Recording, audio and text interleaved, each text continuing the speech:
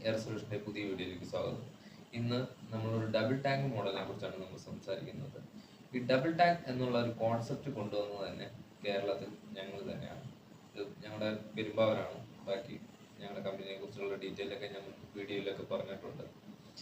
ഈ double tank നമ്മൾ ആ ഒരു ആശയം കൊണ്ടുവന്നത് ഇപ്പോൾ നമുക്ക് അവൈലബിൾ ആയിട്ടുള്ള മറ്റു ബ്രാൻഡുകളുടെ ടാങ്കുകൾ വളരെയധികം തിക്നെസ് കമ്മി ആയതുകൊണ്ട് ബ്ലാസ്റ്റിങ്ങിനുള്ള ചാൻസ് ഉണ്ട്.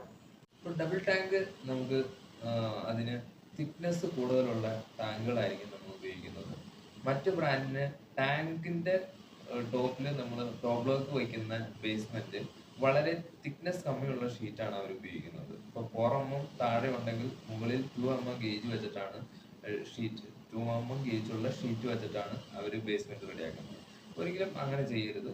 സെയിം തന്നെ നമുക്ക് ടോപ്പിൽ ചെയ്യണം. അപ്പൊ നമ്മൾ 4mm ടാങ്ക് ആണ് ചെയ്യുന്നതെങ്കിൽ അതിന്റെ ടോപ്പിൽ വരുന്നത് ഷീറ്റ് 4mm തന്നെ നമ്മളിടും. ഈ ഷീറ്റ് സ്റ്റാൻഡ് ചെയ്യുന്ന ഏരിയ നമുക്ക് ആംഗ്ലെയർ ഉപയോഗിച്ചിട്ട് 4" ആംഗ്ലെയർ ഉപയോഗിച്ചിട്ടായിരിക്കും നമ്മളത് ചെയ്യുന്നത്. അതുകൊണ്ട് തന്നെ ഒരു കാരണവശാലും വൈബ്രേഷൻ ഉണ്ടാവത്തില്ല.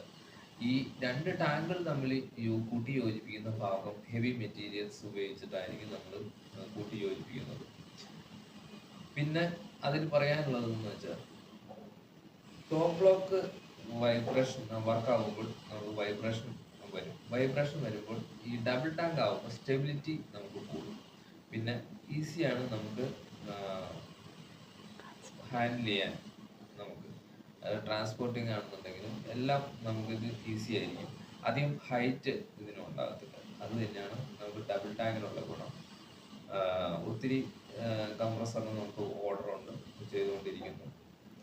ഓക്കെ, നിങ്ങൾക്ക് ആർക്കെങ്കിലും ആവശ്യം വേണമെങ്കിൽ